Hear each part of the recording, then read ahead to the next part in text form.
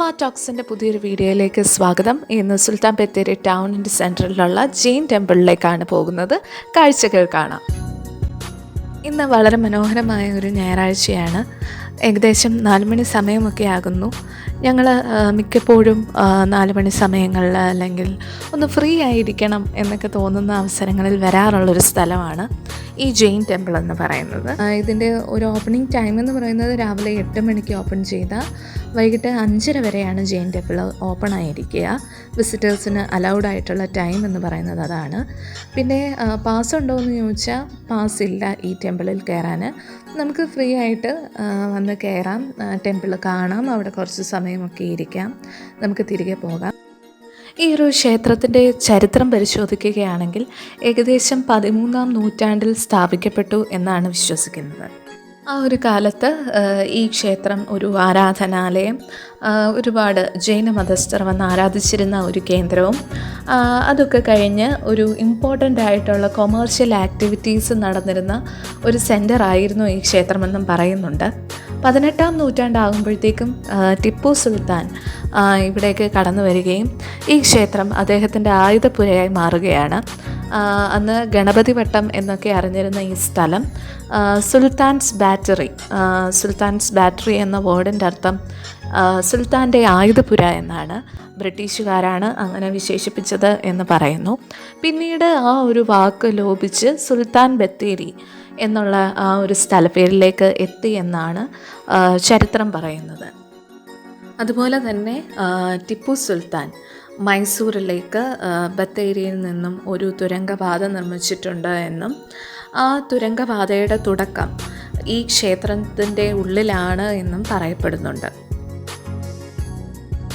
ഈ ക്ഷേത്രത്തിൻ്റെ ആർക്കിടെക്ചർ എന്ന് പറയുന്നത് വിജയനഗര ആർക്കിടെക്ചറാണ്. അതെന്ന് പറയുന്നത് സൗത്ത് ഇന്ത്യയിലെ തന്നെ ഒരു വിജയനഗര എംപയറിൻ്റെ കീഴിൽ ഡെവലപ്പായി വന്ന ഒരു ആർക്കിടെക്ചറൽ സ്റ്റൈലാണത്. ഈ ടെമ്പിൾസ്, മോണുമെൻറ്റ്സ്, പിന്നെ പാലസുകൾ, അങ്ങനെ സൗത്ത് ഇന്ത്യയിൽ ഉടനീളം പണിഞ്ഞിരുന്ന ഒരു സ്റ്റൈലാണത്. അതിൻ്റെ ഒരു ബെറ്റർ എക്സാമ്പിളാണ് നമുക്കറിയാം കർണാടകയിലെ ഹംപി എന്ന് പറയുന്നത്. യുനെസ്കോയുടെ തന്നെ വേൾഡ് ഹെറിറ്റേജ് സൈറ്റാണ് ഹംപി എന്ന് പറയുന്നത്. കേരളത്തിലെ ജൈന ക്ഷേത്രങ്ങൾ പരിശോധിക്കുകയാണെങ്കിൽ ഇവിടെ ഒരു മിഡീവൽ പീരീഡിൽ ഏകദേശം 9-ാം നൂറ്റാണ്ടിനും 13-ാം നൂറ്റാണ്ടിൻ്റെയും ആ ഒരു കാലഘട്ടത്തിനിടയിലാണ് ജൈന ക്ഷേത്രങ്ങൾ ഉടലെടുക്കുന്നത് എന്നൊക്കെയാണ് പറയപ്പെടുന്നത്. അങ്ങനെ നോക്കുകയാണെങ്കിൽ കാസർഗോഡ്, വയനാട്, പാലക്കാട്, കോഴിക്കോട്, എറണാകുളം ജില്ലകളിലൊക്കെ ജൈന ക്ഷേത്രങ്ങളുണ്ട്. വയനാട് ജില്ലയിൽ ഈ ഒരു ജെയിൻ ടെമ്പിൾ മാത്രമല്ല ഉള്ളത്, മറ്റ് ജെയിൻ ടെമ്പിൾസുമുണ്ട്. ഇത് ആർക്കിയോളജിക്കൽ സർവേ ഓഫ് ഇന്ത്യയുടെ ഒരു പ്രൊട്ടക്റ്റഡ് മോണുമെൻ്റ് ആണ്.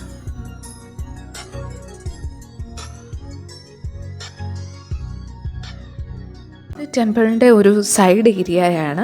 ഈ ഒരു ഗേറ്റ് കടന്ന് അത് ക്ലോസ്ഡ് ആണ്, നമുക്ക് അകത്തോട്ട് കടക്കാൻ പറ്റുകയില്ല. അകത്ത് ചെല്ലുമ്പോൾ അതിൻ്റെ ശ്രീകോവിൽ ആ ഒരു ഭിത്തി പോലെ കാണുന്നതിൻ്റെ അപ്പുറം ഒരു ചെറിയ വാതിലും, അതൊരു ശ്രീകോവിൽ പോലുള്ള ഒരു ഏരിയയാണ്. അവിടെ കൂടെ നമ്മൾ നോക്കുമ്പോൾ കാണാം മുകളിൽ നിന്ന് ഒരു എയർ ഹോള് പോലെയും മുൻപിലത്തെ ആ ഒരു വാതിലിൻ്റെ വെളിച്ചവുമൊക്കെ നമുക്ക് കാണാൻ സാധിക്കുന്നുണ്ട്.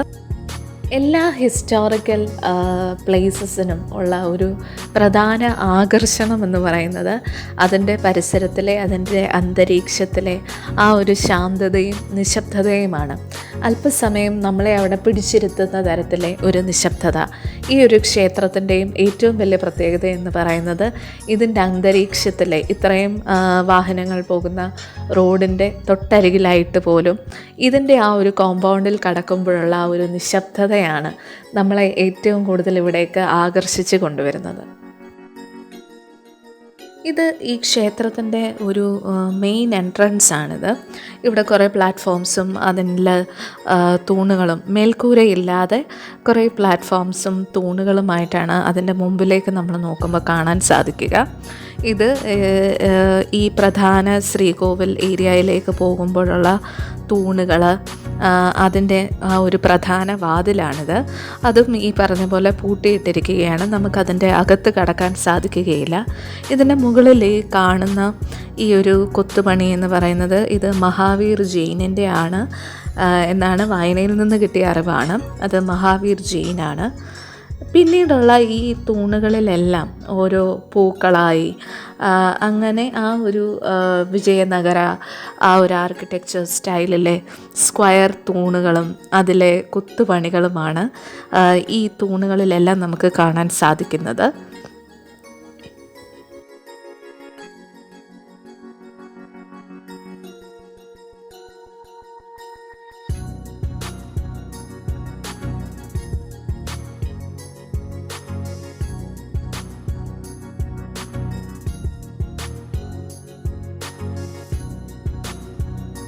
ഈ തൂണിൽ ഈ കൊത്തി വെച്ചിരിക്കുന്നത് ഇതിന് പറയുന്ന പേര് നാഗക്കെട്ട് എന്നാണ്. എന്ന് പറഞ്ഞാൽ ഒരു നാഗം ഒരു സ്നേക്കാണെങ്കിൽ ഇങ്ങനെ ഇഴ പിരിഞ്ഞ് പിരിഞ്ഞ് പിരിഞ്ഞ് ഇങ്ങനെ ഇരിക്കുന്ന കേട്ടോ. വളരെ കൺഫ്യൂസിങ് ആയിട്ട് നമുക്കതിൻ്റെ വാലെവിടാണ് അല്ലെ തല എവിടെ നിന്നാണ് തുടങ്ങുന്നത് എന്നൊന്നും മനസ്സിലാകാത്ത രീതിയിൽ അതിങ്ങനെ അതിൽ കൊത്തി വെച്ചിരിക്കുകയാണ്.